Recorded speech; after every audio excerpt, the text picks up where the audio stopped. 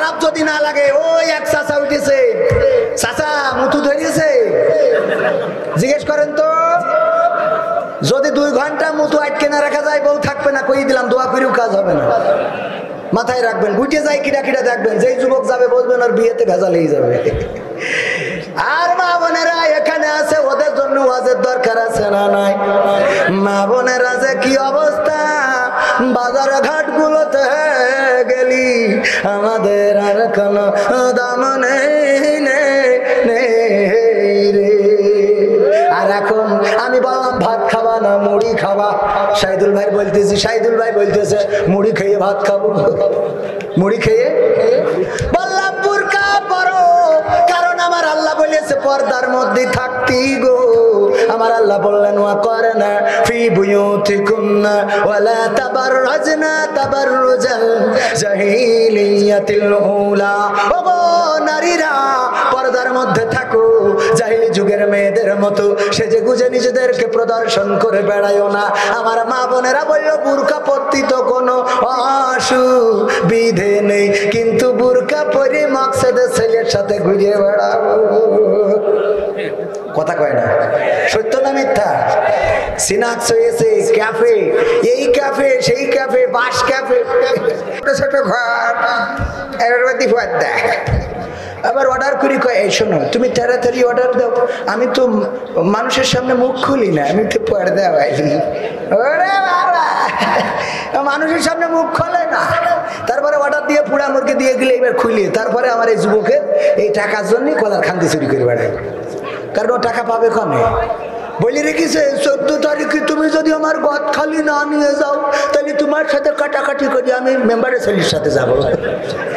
এত টেনশন কি করবে, এখন কলার খান্দি চুরি করতেছে যে 14 তারিখে যাই হোক তাই হোক গোলাপ ফুল কিনতে হবে। এই মাহফিলকে কেন্দ্র করেও দেখা যায় যে মার কয় আম্মু একটু বসে আমি বাদাম কিনে নিয়ে আসি, বলো কেনে না, ওই আবুলির বলে রেখিস আবুল মাহফিলি যাবানে বাদাম কিনে দিবি বলো। এবার আবুল এইছে, হ্যাঁ কই তুমি, হ্যাঁ গেছে মার কাছ থেকে যে বাদাম কিনে যাও শাশুড়ি দিয়ে না। ওরে শাশুড়ি রে, আছে না নাই? এইগুলো ঘটে না ঘটে না? প্রতিদিন অহরহ চোখের সামনে হাত ধরে নিয়ে যায়, এই কি ব্যাপার, এই কি তোমরা মাহফিল? কয় আঙ্কেল জান আছি শুনছি। আরে বাবা, ও তো মানে শুধু মাহফিলকে কেন্দ্র করে না, এই জাতীয় অন্যায় অপরাধ সমাজের রন্ধ্রে রন্ধ্রে ঢুকে গেছে। আর মা বোনেরা তো ওরে বাবা বোরখা। আজকে যে কথা হয়েছে, কি হয়েছে মাহফিলকে কেন্দ্র করে, তো ওদের কথা হয়েছে যে আজকে ফাইনাল 14 ফেব্রুয়ারি আসছে, আল্লাহ সাক্ষী রেখে কথা দাও, মাহফিল সাক্ষী তুমি আমার আমি তোমার। বলতেছে ওকে মেনে নিলাম। এইবার ছেলে বলতেছে তুমি বোরখা পরি বেড়াবা। বলছে কেন? বলছে তোমার যে চেহারা আবার না জানি কিটা পছন্দ করি, বলে তুমি বোরখা পরবা। এখন এই আমি অস করেছি, মায়েরা আমার বোরখা পরবেন, মেয়েদেরকে বোরখা পরাবেন, পর্দার মধ্যে রাখবেন। কালকে সকালে ওই মেয়ে উঠে বলতেছে আম্মা আমার বোরখা কিনে দাও। মা তো দোয়া করছে, আল্লাহ কবির বিন সামাদ কত বড় আল্লাহ ওয়াজ করলো, আর এই রাতে আমার মেয়ে ভালো হয়ে গেল, বোরখা কিনে দিতি কো রে। আল্লাহ হুজুরের নেক হায়াত দিয়ে দাও, আল্লাহ হুজুরের হায়াত বাড়ায় দাও, এত সুন্দর ওয়াজ যেন আবারও শুনতে পারি। আসলে কেউ হুজুরির ওয়াজে পরিবর্তন হয়েছে, কথা কয় না। একজনের মুখে দাড়ি, এরম দাড়ি বিয়ে করিয়েছে, তা ওই শালিরা খেপাইয়েছে, মানে ওর বোনিরা, স্বাস্থ্য বোনিরা কয় তোর বরের মুখে দাড়ি, ও বুড়িও। তা এই রাগে ও আর এই বরের সাথে সই না, আলাদা ঘরে শুই থাকে, যে বুড়ের সাথে ঘর কাটবো না। তো বিভিন্ন জায়গায় তাবিজ নেছে, আমার শাহিদুল ভাইয়ের কাছ থেকে নেছে যে হুজুর হয়েছে, তা ঠিক আছে জাতীয় পার্টির লোক একটা তাবিজ কিনতাম, আমলিগিতে তাবিজ নেছে, বিএনপিতে নেছে, জাতীয় পার্টিতে নেছে, খাজা বাবা, আটরশি, জামাত ইসলাম, এবার কোনো তাবিজই কাজ হয়নি। সব দলের কাছ থেকে নিয়ে আসিস, বড় বড় লিডারদের কাছ থেকে নেছে, তাও খেলা হয়নি। এখন করিস কি ভাই, যে গ্রামের এই তোমাদের কি হইলো, তোমাদের সমস্যা কি হয়েছে? তোমরা এই মাহফিল নষ্ট করবা না, আসবা বসবা থাকবা, এনে আসন যাইবো, বসন যাইবো, হতন যাইবো, উঠন যাইতো না, খেলা হবে। কে কল যে আমার ভুল হয়ে আছে, ক্ষমা করি দেন। হ্যাঁ এখন কইরেস কি, পরে ওই গ্রামের যে মসজিদের ইমাম, ওর কাছ থেকে একটা তাবিজ নিয়েছে, ওই তাবিজ যেদিন বালিশের মধ্যে রেখেছে, ওই রাতে বউ ঘরে এসে শুয়েছে। ও ভাই তো সেই খুশি, সকালবেলা গোসল করে চলে গেছে বাজারে বাগাছে ভাই, যেয়ে মাছ গোশ ডিম উটির গোশ ভেড়ার গোশ হাতির গোশ বুড়ার গোশ যা পেয়েছে, পোলট্রি মুরগি টুরগি সোনালি মুরগি পাকিস্তানি, চিন্তা করি ফাঁসি হবে তাও পাকিস্তানি মুরগি কিনবো। তো কিনে নিয়ে তারপরে স্ত্রীর এসে বলছে রান্ধো রান্ধো, আর হুজুরির কই হুজুর আজ দুপুরে আমার বাড়ি আপনার ঝাড়বেন। এখন স্ত্রী বলছে এত কিছু রাঁধতে হবে কেন? কয় আছে ঘটনা আছে, তুমি রান্ধো। বলছে ঘটনা কি বলছি? বলছে আরে বাবা তুমি রান্ধো। বলছে না বললি রান্ধবো না, কেন তবে একটু বেতাড়া কিলাস আপনার আছে না, একটা করলে আর একটা বলছে উল্টো পাল্টা। তো যাই হোক ঘর, তারপরে ঘর করতে হবে, কই লাভ নেই, ও দুঃখের কথা কব না। তো এখন যাই হোক আবার এই যে এর জন্য আবার কত নির্যাতন আমার হবে না, আল্লাহ সে ভালো জানে, একটু দোয়া করি দেন যেন ভালো থাকতে পারি। তো এখন তারপরে কি হয়েছে, আচ্ছা ওই কথাই যাই। এখন ওই স্ত্রী বেতাড়া বলতেছে না বললি রাখবো না। এখন স্ত্রী বলছে দেখো আসলে তুমি আমার ঘরে বিয়ের পড়তে শোও না দেখি, আমি কত জায়গায় গেছি, আওয়ামী লীগ বিএনপি জামাত জাসদ বাসদ হেফাজত সব জায়গাতে তাবিজ নিয়েছি, কিন্তু কোনো কাজ হয় নাই। আমি গ্রামের হুজুরির কাছ থেকে তাবিজ নিয়ে আসি, ওই রাতেই তুমি আমার ঘরে এসে শুই চাও, আমি এই জন্য হুজুরির দাওয়াত করেছি খাওয়া। তো বলছে আমি হুজুরির তাবিজ আইছি, এটা কিটা করি? তো বলছে আমি নিজেই প্রমাণ। কি করি নিজে প্রমাণ? গতকাল রাত্রি আমি রাখিলাম। বলছে ওরে না উঠা না, ঘটনা ভিন্ন কি?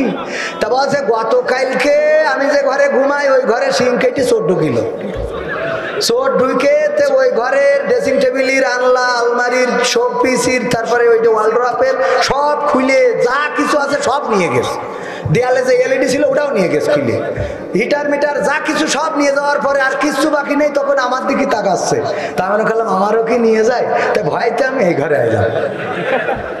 বলছে ওরে আমার সোনা রে, তুই সেই সেই আলি কিন্তু ঘর খালি কইরে আমার সোনার ময়না পাখি,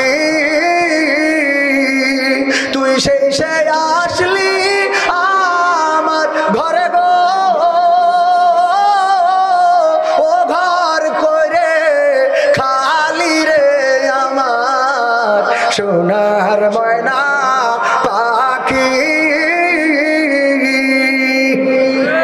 কথা বোঝা গেছে? এইবার এটার সাথে একটু মিলাই নেন, সহজ হবে। পরকালের ময়দান, কবরে যাওয়ার পরে মারা যাওয়ার পরে কবরে রাখলো, জিজ্ঞাসা করলো মান রব্বুকা ওয়া মান দীনুকা ওয়া মান নাবিয়ুকা। আপনি বললেন আমার রব আল্লাহ, আমার দ্বীন ইসলাম, আমার নবী বিশ্ব নবী মুহাম্মদ সাল্লাল্লাহু আলাইহি ওয়াসাল্লাম। এমনকি যখন মারা যান তখন আপনার কবরে যখন রাখে তখন পড়ে বিসমিল্লাহি ওয়া আলা মিল্লাতি রাসূলিল্লাহ, পড়ে না? পড়ে না? বিসমিল্লাহি ওয়া আলা মিল্লাতি রাসূলিল্লাহ বলে আপনার কবরে রাখলো, কিন্তু আসলে আপনি রাসূলের মিল্লাতে চলেন নাই, আপনি চলেছেন নরেন্দ্র মোদীর দল করে, আপনি চলেছেন বাইডেনের, আপনি চলেছেন পুতিনের দল করে, আপনি চলেছেন জেলেনস্কির দল করে, আপনি চলেছেন ওং সান সুচির দল করে। আর রাসূলের পথে যারা চলেছে তাদের কি করে আটকানো যায়, কি করে কাঠি খোলা যায়, কি করে ধরা যায় মারা যায়, কি করে তাদের কণ্ঠাসা করা যায়, এইগুলো করেছেন। মারা যাওয়ার পরে বললেন আমি রাসূলের মিল্লাতে ছিলাম, বিসমিল্লাহি ওয়া আলা মিল্লাতি রাসূলিল্লাহ। আমার রাসূল বলল সেই সেই তো আমার কান্দে উঠলি, আমার ঘরেই তো আসলি, আমার দলেই তো আসলি, কিন্তু ঘর করে খালি। বোঝেন নেই? ঘরে কিছু নেই, সেই খালি করে কি যাওয়া যাবে? ওগো নেইমারের সাপোর্টার, ওগো ব্রাজিলের সাপোর্টার, ওগো অন্য দলের সাপোর্টার, আমি বলবো যেই দল করে পরকালে আটকে জবাব, সেই দল করার কোনো দরকার কি আছে? যত দল করেন পাশাপাশি ইসলামী দল করতে হবে। জামাত ইসলামী না, আবার অনেকেই মনে করি না জামাত ইসলামী কোন দল? ইসলামী দল। আল্লাহ তরফ থেকে এসেছে কোন দল? ইসলাম। এই ইসলাম করার দরকার আছে না নাই?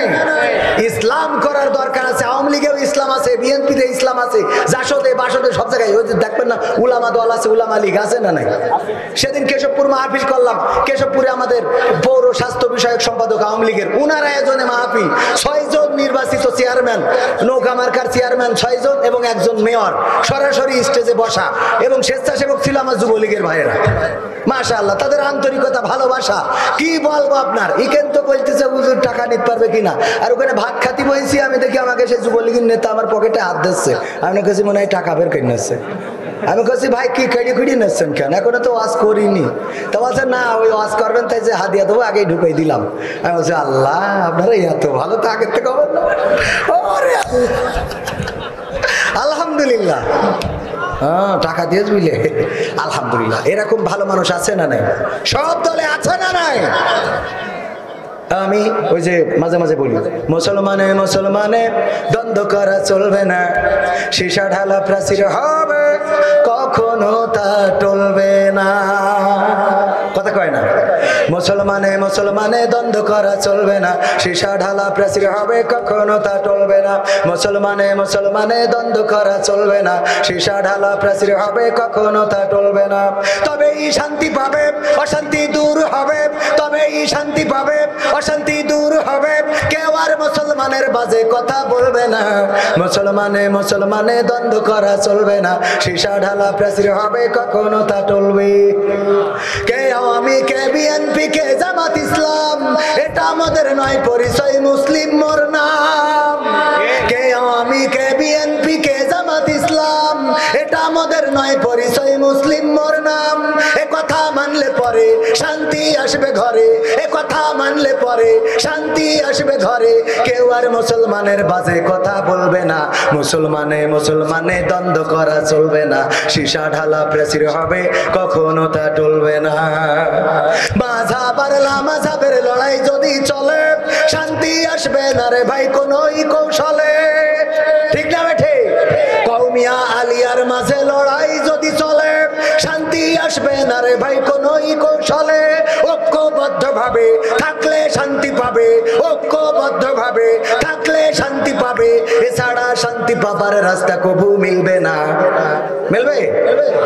মুসলমানে মুসলমানে দ্বন্দ্ব করা চলবে না, সীসা ঢালা প্রাচীর হবে কখনো তা টলবে। টলা যাবে? মুসলমান যদি ঐক্যবদ্ধ হয়, মুসলমান যদি কোরআনকে বুকে আগলে ধরে কোরআনের পক্ষে কোরআনের মিছিলে ঐক্যবদ্ধ ভাবে শামিল হতে পারে, তাহলে সেই দিন বেশি দূরে নয় যেই দিন এই বাংলাদেশ হবে আল কোরআনের বাংলাদেশ, গোটা পৃথিবী হবে ইসলামের পৃথিবী। বদলে যাবে মানুষের জীবন, বদলে যাবে সমাজ জীবন, শান্তি আসবে সমাজের প্রতিটা রন্ধ্রে রন্ধ্রে। বলেন ঠিক কিনা? কোরআনের আইন যদি কায়েম হয়ে যায়, চোর চুরি করলে তার শাস্তি কি? হাত কাটা। এখন আমি কয়েকদিন আগে সাতক্ষীরায় এক চেয়ারম্যান বসা, আমি বললাম চেয়ারম্যান সাহেব যদি চুরি করার অপরাধে হাত কাটার আইনটা মাননীয় প্রধানমন্ত্রী সংসদে কায়েম করে দিতেন, আল্লাহর কসম করে বলি রিজার্ভ ঘাটতি হতো না, বাংলাদেশের টাকাগুলো সুইস ব্যাংকে পাচার করার মতো দুঃসাহস কোন নেতা করতো না। বেগম পাড়ায় বাড়ি বানাতো কোন নেতা, বেগম পাড়ায় আর বাড়ি বানাতো না। বলেন ঠিক কিনা? আবার ওরাই আমাদেরকে বলে হুজুর রাষ্ট্রবিরোধী কথা বলবেন না। কি বলে? আমি বললাম রাষ্ট্রবিরোধী কথা বাংলার জমিনে কোন হুজুর বলে না, কোন আলেম ওলামা বলে না, কোন মসজিদের ইমাম বলে না। রাষ্ট্রের পক্ষে কথা বলে, কারণ এই বাংলাদেশের মাটিতে জন্ম আমাদের, এই বাংলাদেশের নাগরিক আমরা, এই বাংলাদেশকে ভালোবাসি।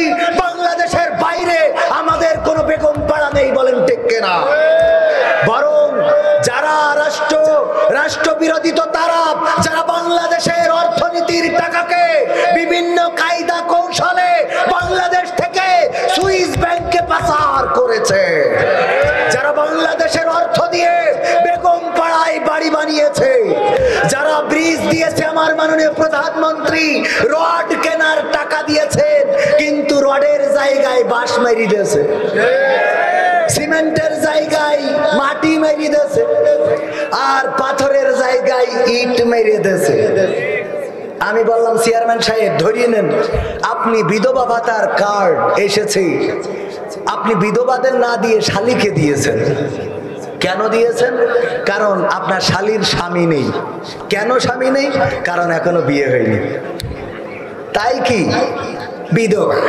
তো এই বিধবা ভাতার কার্ড আপনি দেওয়ার পরে আপনার ধরেন যে হাতের কবজিতে ঘেঁষা, এখন আপনি 5 বছর পরে যখন জায়গায় যাবেন, যেই বলবেন আমি আবার আইছি মাননীয় প্রধানমন্ত্রী, হ্যাঁ আবার দিতে হবে, মাননীয় প্রধানমন্ত্রী বা ওনার যে দায়িত্ব যাচাই বাছাইয়ের জন্য আছে, বলবে যে কবজি কই, একবার ভুল হয়েছে ক্ষমা করে দেন, আর ভুল হবে না। এখন যদি প্রধানমন্ত্রীর লোকজন ক্ষমা না করে, যদি বলে আমার তো দিতে অসুবিধে নেই, তা বইটা ধরবা কি করি? কথা কয় না। উমা বলেছি, উনি উঠে হঠাৎ, আমি বললাম এইটা কোনো কথা হইল? আমি বললাম আমি একটা উদাহরণ দিছি, আপনি চলে যাবেন কেন? আপনার এতে সমস্যাটা কি? আমি আমার দিয়ে যদি উদাহরণ দিই, আমার হাতের কবজি নেই, এখন যদি এই ওয়াজ করি, ওগো আমার ভাইয়ারা, বাবাজিরা, কেউ চুরি করবা না, চুরি করা অনেক বড় গুনাহের কাজ গো। আর চুরি করলে বাংলাদেশে কোরআনের আইন আছে, হাতের কবজি কেটে দেবে। এই জন্য বাবারা চুরি করো না। আপনারা বলতেন হুজুর আপনার হাতের কবজি কই? আমি বলতাম আমার আব্বা আখ লাগাইলো, ছোটবেলায় একদিন আমার ওই আখের মেশিনই আখ ঢুকাতি দিছিল, আমি আখ ঢুকাচ্ছিলাম, ঢুকাতি ঢুকাতি ঢুকাতি ঢুকাতি হঠাৎ একটু কাক ঘুমাইলো, হাত ঢুকে গেছিল। যাওয়ার পরে 250 বেডে নিছিল, আর 250 বেডের ডাক্তার বললো হাত তো রস হয়ে চলে গেছে, এখন কবজিতে কেটে দিয়া ছাড়া কোনো রাস্তা নেই। কিন্তু আপনারা কেউ চুরি করবে না। আপনারা বাড়ি যাওয়ার সময় বলতেন যাই বলো তাই বলো, কবির বিন সামাদ বলো ছোটবেলায় চোর ছিল। কি ছিল? কারণ এইটা লুকাইতে পারবো, কোনো জায়গায় লুকানো যাবে?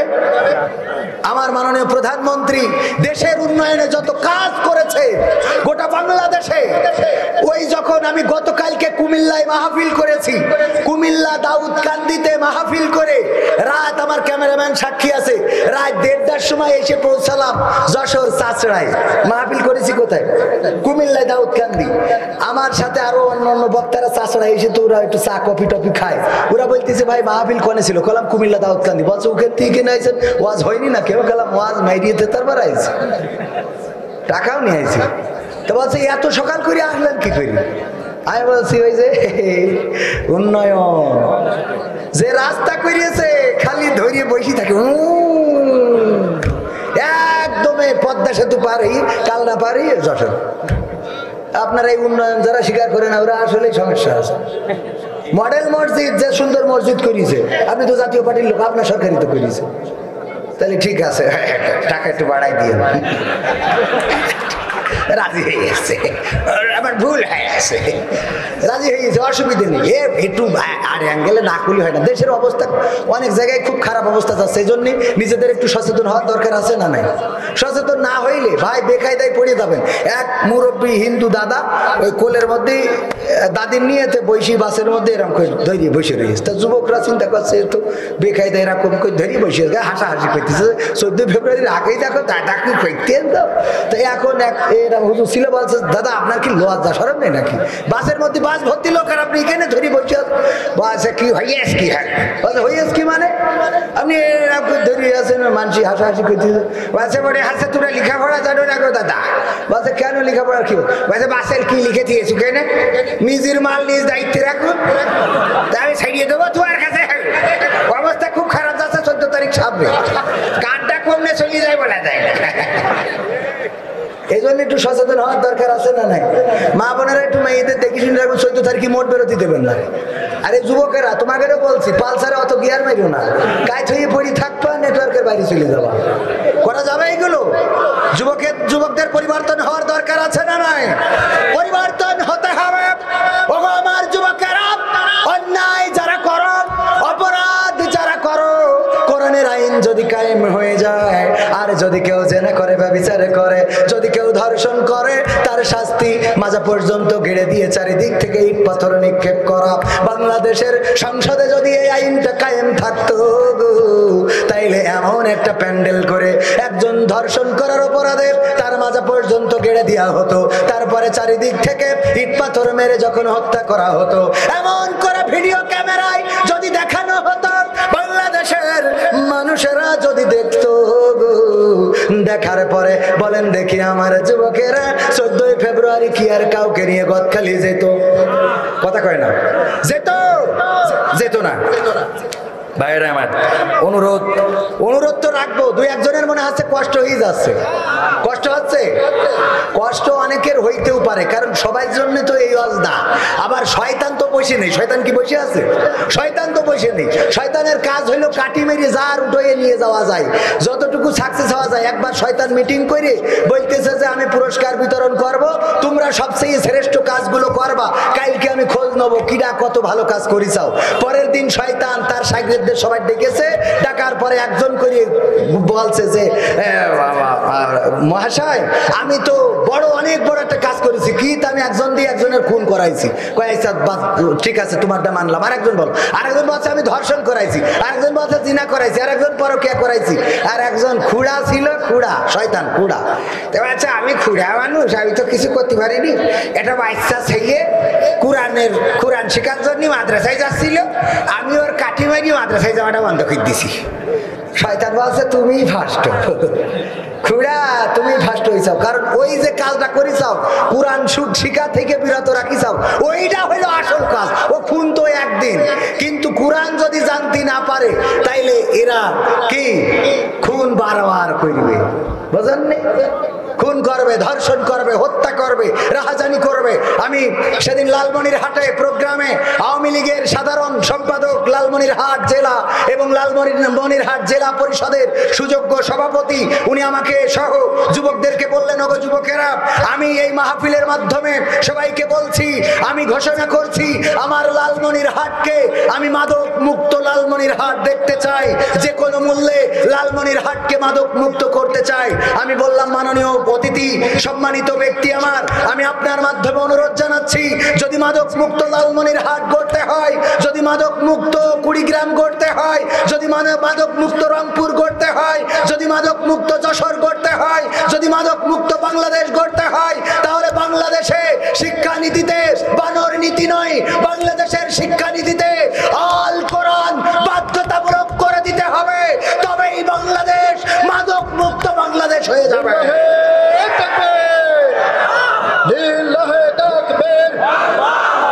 আল কোরআনের আলো সংসদে চালো,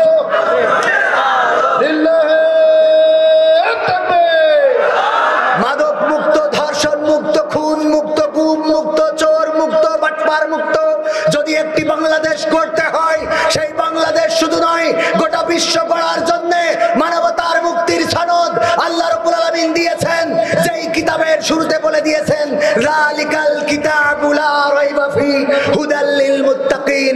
এটা এমন একটা কিতাব যেই কিতাবের মধ্যে কোনো সন্দেহ নেই, যেই কিতাবে সন্দেহ করার মতো কোনো অবকাশ নেই, এবং এটা মুত্তাকিদের পথ দেখাবে। কিন্তু আমরা সেই কোরআনকে পিছনে রেখেছি, যার জন্য শান্তির অন্বেষায় সমাবেশ করছি, শান্তির পিছনে ঘুরে বেড়াচ্ছি, শান্তির অন্বেষায় পদযাত্রা করছি, লং মার্চ করছি, হরতাল করছি, সমাবেশ করছি, গণসমাবেশ করছি, কিন্তু তারপরেও শান্তি আসছে না। শান্তি আসার জন্য, শান্তি আনার জন্য কোরআন কায়েমের বিকল্প কোনো কিছু নাই, বলেন ঠিক কিনা? সেই কোরআন কায়েম কি করতে চান? 1952-তে বাংলাদেশের মানুষ, বীর বাঙালি বুকের তাজা রক্ত ঢেলে দিয়ে প্রমাণ করেছিল, রক্ত দিতে জানি, শহীদ হতে জানি। এই ফেব্রুয়ারি মাস, ভাষার মাস, আমাদের প্রতিটা বছর স্মরণ করিয়ে দেয় সালাম, রফিক, শফিক, জব্বার, বরকতের কথা। তারা বুকের তাজা রক্ত ঢেলে দিয়ে পিচ ঢালা কালো পথকে লাল করে প্রমাণ করেছিলেন, রক্ত দিতে জানি কিন্তু মায়ের ভাষার অধিকার ছেড়ে দিতে জানি। 1971-এ 7ই মার্চে বঙ্গবন্ধু ডাক দিয়েছিলেন, তোমাদের যা কিছু আছে তাই নিয়ে শত্রুর মোকাবেলায় প্রস্তুত থাকো। মনে রেখো, এবারের সংগ্রাম স্বাধীনতার সংগ্রাম, এবারের সংগ্রাম মুক্তির সংগ্রাম। সেই আওয়াজ শুনে আমার বাংলাদেশ, আমার বাংলাদেশের কৃষক, শ্রমিক জনতা তারা জেগেছিল। আমার মায়েরা, বোনেরা তারা তাদের সন্তানদেরকে যুদ্ধে নামিয়ে দিয়েছিল। 9 মাস যুদ্ধ করেছিল, রক্তক্ষয়ী সংঘর্ষ করে বুকের তাজা রক্ত ঢেলেছিল। 30 লক্ষ শহীদ হয়েছিল, 2 লক্ষ মা-বোন ইজ্জত হারিয়েছিল। বুকের তাজা রক্ত ঢেলে দিয়ে পাকিস্তানি হানাদারদের প্রমাণ করে দিয়েছিল আমরা এক সাগর, রক্ত দিতে জানি কিন্তু বাংলাদেশের মানচিত্রের অধিকার জানি না। সেই বীর বাঙালি আবার জাগতে হবে। তিতুমিরের উত্তর সুরিরা, খানজাহানের উত্তর সুরিরা, শাহজালালের উত্তর সুরিরা, শরিয়াতুল্লাহর উত্তর সুরিরা, খাব্বাব খুবাইবের উত্তর সুরিরা, আলী হাসান হুসাইনের উত্তর সুরিরা আরেকবার জাগতে হবে কোরআন কায়েমের জন্য। দল মত নির্বিশেষে, কে আওয়ামী, কে বিএনপি, কে জাতীয় পার্টি, কে জাসদ, কে বাসদ, এটা বড় কথা নয়। কোরআন কায়েমের জন্য কোরআন বুকে ধরে কোরআনের মিছিলে শামিল থাকতে হবে। যদি বুকের তাজা রক্ত ঢালতে হয়, রক্ত ঢালতে হবে। রক্ত ঢেলে দিয়ে রক্তের সাগরে সাঁতার কেটে কেটে একটি রক্তাক্ত বিপ্লবী কালেমার পতাকা বাংলার জমিনে উড়াবই উড়াবো। কারা কারা রাজি? দুটি হাত দেখতে চায়।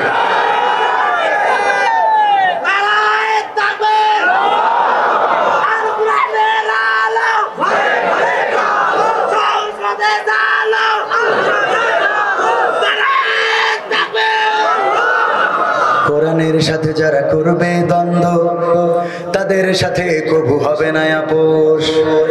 কোরআনের সাথে যারা করবে দ্বন্দ্ব, তাদের সাথে কবু হবে না আপোষ। কোরআনের সাথে যারা করবে দ্বন্দ্ব, তাদের সাথে কবু হবে না আপোষ। জেল জুলুম হলেও হবে, হে জেল জুলুম হলেও হবে, বিবেকের কাছে তবু রব নির্দোষ। আমার রবের কাছে রব নির্দোষ, মহান প্রভুর কাছে রব নির্দোষ। কোরআনের সাথে যারা করবে দ্বন্দ্ব, তাদের সাথে কবু হবে না আপোষ। কোরআনের কথা যারা বলে যায় আজ, তাদের দমাতে কত ফন্দি। কাউকে ধরে নিয়ে দিচ্ছে ফাঁসি, কাউকে রেখেছে আজ বন্দি। কোরআনের কথা যারা বলে যায় আজ, তাদের দমাতে কত ফন্দি। কাউকে ধরে নিয়ে দিচ্ছে ফাঁসি, কাউকে রেখেছে আজ বন্দি। হক কথা বললেই জ্বলে যায় গা, কোরআনের কথা সইতে পারে না। হক কথা বললেই জ্বলে যায় গা, কোরআনের কথা সইতে পারে না। জানি না তাদের আমাদের পরে কেন এত আক্রোশ। জেল জুলুম হলেও হবে, জেল জুলুম হলেও হবে, বিবেকের কাছে তবু রব নির্দোষ। আমার রবের কাছে রব নির্দোষ, মহান প্রভুর কাছে রব নির্দোষ। কোরআনের সাথে যারা করবে দ্বন্দ্ব, তাদের সাথে কবু হবে না। কোরআনের কথা আজ বলতে গেলে আসছে বাধা কত ভাবে। কোরআন প্রেমিকেরা হাতে রেখে হাত সামনে এগিয়ে যাবে। দিনের কথা আজ বলতে গেলে আসছে বাধা কত ভাবে। কোরআন প্রেমিকেরা হাতে রেখে হাত সামনে এগিয়ে যাবে। হক কথা বলতে করি না কো ভয়, জীবনের বিনিময়ে আনব বিজয়। হক কথা বলতে করি না কো ভয়, জীবনের বিনিময়ে আনব বিজয়। বুকে আছে শক্তি, অন্তরে আছে সাহস।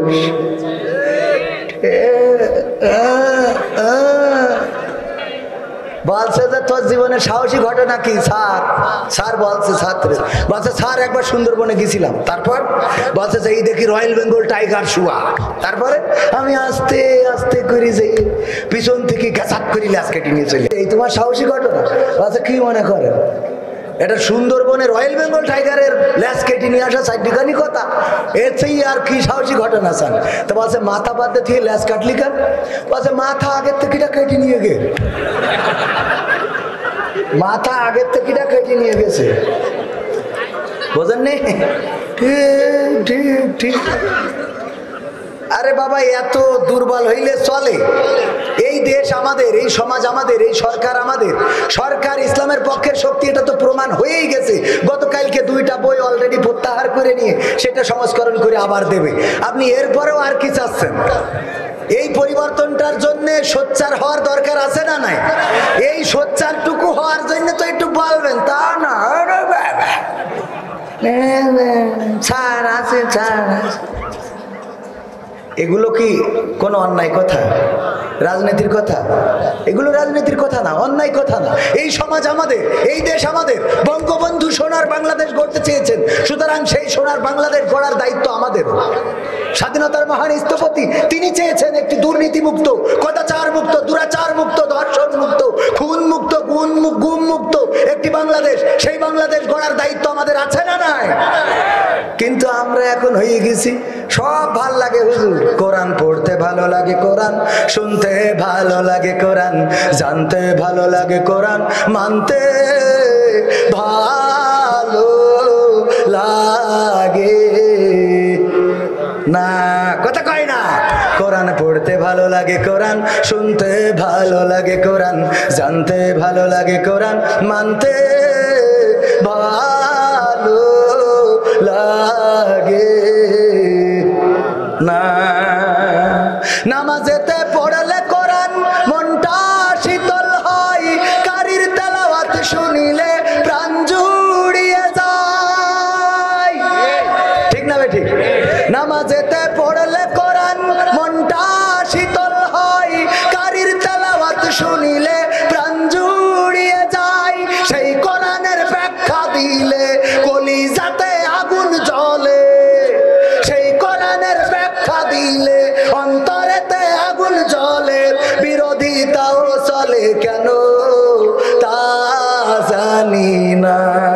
কোরআন পড়তে ভালো লাগে, কোরআন শুনতে ভালো লাগে, কোরআন জানতে ভালো লাগে, কোরআন মানতে ভালো লাগে। তারপরে কি? কোরআন পড়ে অনেক লোকে শুরু করে দিন, তারাই আবার চাই না দেশে কোরআনের আইন। কোরআন পড়ে অনেক লোকে শুরু করে দিন, তারাই আবার চাই না দেশে কোরআনের আইন। এটা যে কেমন নীতি, তাই তো এ দুর্গতি করছে মোদের ক্ষতি, কেন তা বুঝি না। কোরআন পড়তে ভালো লাগে, কোরআন শুনতে ভালো লাগে, কোরআন জানতে ভালো লাগে, কোরআন মানতে ভালো লাগে। কোরআন বুকে চুমু খাওয়ার লোকের নাই অভাব, সেই কোরআনের বিরোধিতা এটা কোন স্বভাব? কথা কয় না? কোরআন বুকে চুমু খাওয়ার লোক আছে না নাই? কিন্তু সেই কোরআনের আবার বিরোধিতা করে, আছে না নাই? আছে না নাই? এই দুই একজন উঠছেন, ওই যে দুই হুজুর উঠলো, ওই কোটি পরা, ওদের কি শয়তানে কাটি মেরেছে বোধহয়, হ্যাঁ শয়তানে কাটি মারছে, শেষ করে দেবো, শেষ করে দেবো, দেব না? যদি বলেন শেষ করে দিন, চলবে কিছুক্ষণ, চালানো যাবে। আমার মা বোনেরা এসেছে, মা বোনদের ব্যাপারে একটা ওয়াজও এখনো করতে পারিনি, অথচ সকাল থেকে বসে সন্ধ্যের থেকে বসে রয়েছে মা বোনেরা। হ্যাঁ সারা রাত, হ্যাঁ হুজুর যেন ওইটা সি থেকে বই থাকে। তো এখন ওই মা বোনীদের ওয়াজ করবো কি? ওই যে আমি গতবারও মনে হয় কই গেছিলাম, ও ওয়াজ শুনে তো উল্টো পাল্টা করে ফেলে। একবার ওই ওয়াজ করি কইল না যে ওই স্বামীর চুলতে পা মুছাই দেবেন, মায়েরা আমার বোনেরা আমার একটু খেদমত করবেন, কারণ রহিম আলাইসাল্লাম আয়ুব নবীর চুলতে পা মুছাই দিত। তো বাগাছড়ার থেকে ওয়াজ শুনে যাইয়ে তো এক আমাদের মা বোন আর কি ওই চুল দিয়ে স্বামীর পা মুছাই দিয়ে শুয়েছে, তা গন্ধে বাঁচা যাচ্ছে না। গন্ধ তো গন্ধ, পায়খানার গন্ধ, মানে খুব দুর্গন্ধ। তা বাজে কি হই, বাজে গন্ধ আসছে, লাইট ধরাও দিন, লাইট ধরা এতে খুঁজে খুঁজে খুঁজে খুঁজে কোনটুই পেল না, না পেয়েতে দেখে ওই স্ত্রীর চুলটাই নিয়ে নিয়ে শুকিয়ে দেখে ওখানে গন্ধ। স্বামী বলছে তোমার চুলই তো এই গুড়গন্ধ। তা বলছে কইল কি করি, তা কি করি, তা আমি তো করতে পারবো, তোমার চুল আমি কি করে খাবো? তা বলছে হুজুর আইলো ওখানে অস্করি কইলো কি যে তোমরা ই করবা, এই স্বামীর একটু চুল দিয়ে পা মশাই দিবা। তো আমি দেখলাম আজ রাত্রি আমলটা করে শুই, তা আমল করার জন্য আমি তোমার চুল দিয়ে পা মশাই শুইছি, এর বাইরে আর কিছু জানি না। তো আছে ঘাটাটাতে ঘাইটিস ওখানে কি, তো ওই যে এখানে পাশে খেলছিল তাস, টাকা দিয়ে। তো হঠাৎ করে পুলিশের গাড়ি এসে, পুলিশের গাড়ি যাইয়েছে, ও দৌড়দেশ বাড়ি মুখ, কিন্তু সে জুতো পাই দেওয়ার টাইম পায়নি। ও বাঁশ বাগান থেকে এসে কিনা ঝাড়ি থিয়েছে এক রাস, ও চটকাই যাইতে শুয়ে রয়েছে চুপচাপ। আর ওই মুইছে আমল করে শুয়ে। পরে আমার যখন বাড়ি যাচ্ছি, আমার মা বোনেরা ডেকে বলছে হুজুর শোনেন, চ্যাংড়া বয়সে বক্তা হয়েছেন তো ভালো বোঝেন ঠোঝেন না। ওই যে কই দিলেন যে চুল দিয়ে পা মুছাই দিতি স্বামীদের, তাই একটু ওদের কবেন না যে কলের যেন ধুয়ে এসে সই। ওরা তো পা না ধুয়ে শুয়ে থাকে, আর আমাদের তো জান শেষ, সারা রাতের ঘুম হারাম। হয় না এরম এজন্যই একটু ওয়াজ করতেছে, একটু মাঝে মাঝে দেখা যায় বেবি চিনতে ওয়াজ করতে হয়, কোন ওয়াজের কোন ভাবে কোন আমল করিয়ে বসে আর এক জ্বালায় পড়ি, পরে দেখা যায় আমাকে মারতে যায়। হ্যাঁ হুজুর আপনার এক, তবে মা বোনেরা তো এরম শুনতে তাই না, পুরুষে এরম খাটাস আছে না নাই?